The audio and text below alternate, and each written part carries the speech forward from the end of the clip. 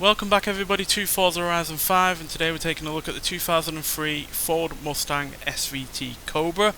Now this was produced between 2003 and 2004, had the code name of Terminator by those that were producing the car at the time.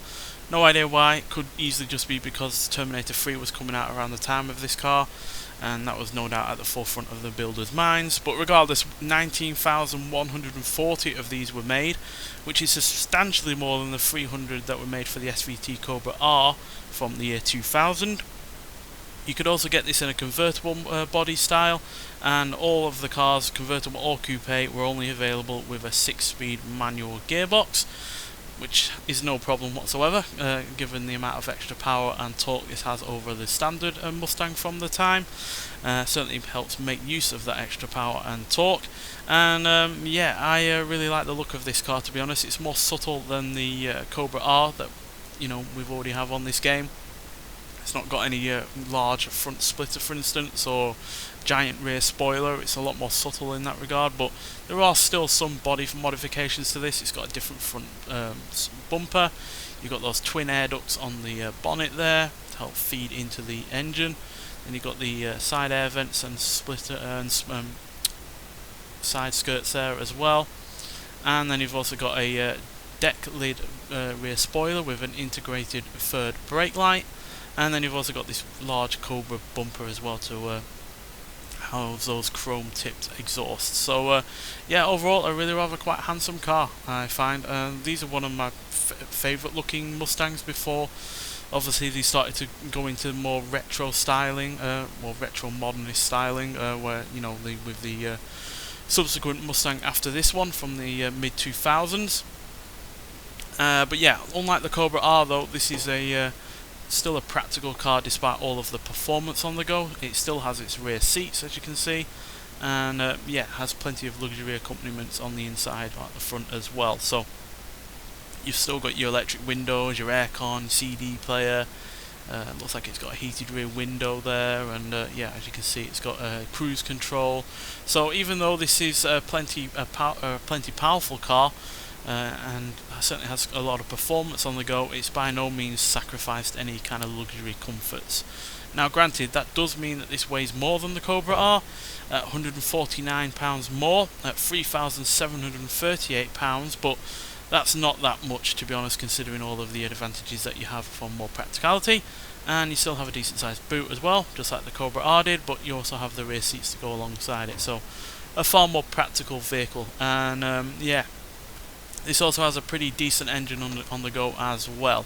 It's got a 4.6 modular V8 engine that is also supercharged, which has 390 horsepower and 390 pounds-feet of torque. Now that is 5 horsepower and 5 pounds-feet of torque more than the Cobra R. So even though it does weigh a little bit more, that extra horsepower certainly helps offset that additional weight. So yeah, that certainly will help in terms of dealing with the weight and anything else that it has on the go with it. So yeah, so because obviously it's got a supercharger over the Cobra R's 5.4 litre naturally aspirated V8 engine, the internals had to be strengthened, so it's got different pistons, different connecting rods. It's also an iron block over the aluminium block of the Cobra R, so it's all been strengthened to deal with the fact that it's got supercharger boost going on the go, which obviously forces fuel into the engine, and you need a stronger engine to deal with that extra boost. So yeah, that's why it's had stronger internals. So yeah, to make up for the extra 800cc, that supercharger gives it that little bit of extra horsepower and torque. It's also got an aluminium even flywheel, so it can rev easier, more freely, and a lot harder as well. So it's a more free revving kind of engine despite that supercharger, but at the end of the day you have no loss of boost with a supercharger. It's not a turbocharger at the end of the day.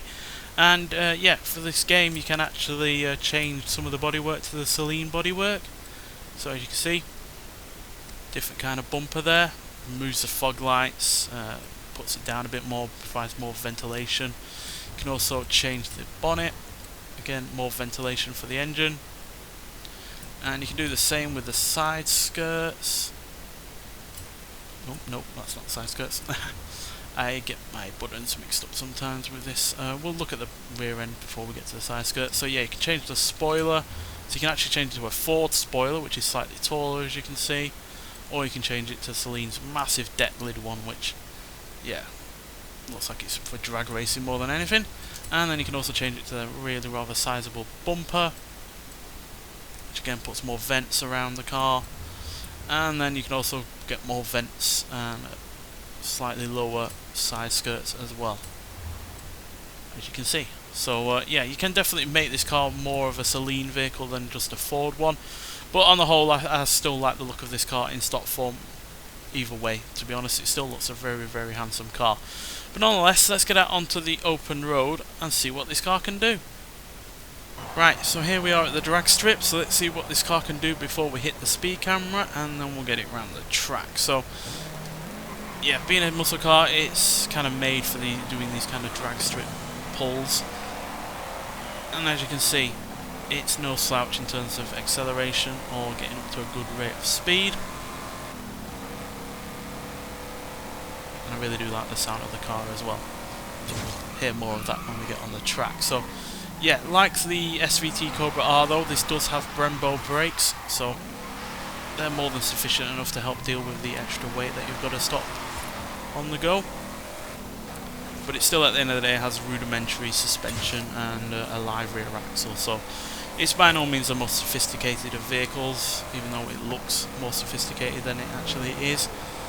But at the end of the day, it does mean you get some good old school fun where you can just slide the car. If you've got the talent, which I don't really have, then you can get some good drifts out of it. Oh dear. Yeah. It's not the easiest of things to do, that kind of thing, when you know you've got such basic suspension and live rear axle on the go. But with practice, I'm sure you could get it drifting easily. It's just at the end of the day, you've got a lot of horsepower and a lot of torque just going through those rear wheels, which they're basically just doing what one wheel is doing over the other. So yeah, let's quickly look at the stats. So we're in B class, low end B class. I'm pretty sure the Cobra R, yeah, is in B class as well. There's only 9 PI in it, as you can see. But your stats are slightly different. The Cobra R is slightly better launch, probably because it's got less horsepower and torque to deal with. The brakes are only marginally better, again because it's got less weight to deal with. But the handling is the big difference, as you can see, 4.5 to 4.1. Again, because of the weight loss on that car, means it's yeah, suspension and live rear axle are going to do a lot better when it comes to handling it. But still, on the whole, I feel this car handles perfectly well, to be honest. Probably handles a little bit better than your Mustang that would follow on from this generation, especially in terms of the basic version or the GT500. But regardless, let's hear what this car sounds like, and then we'll talk about it some more.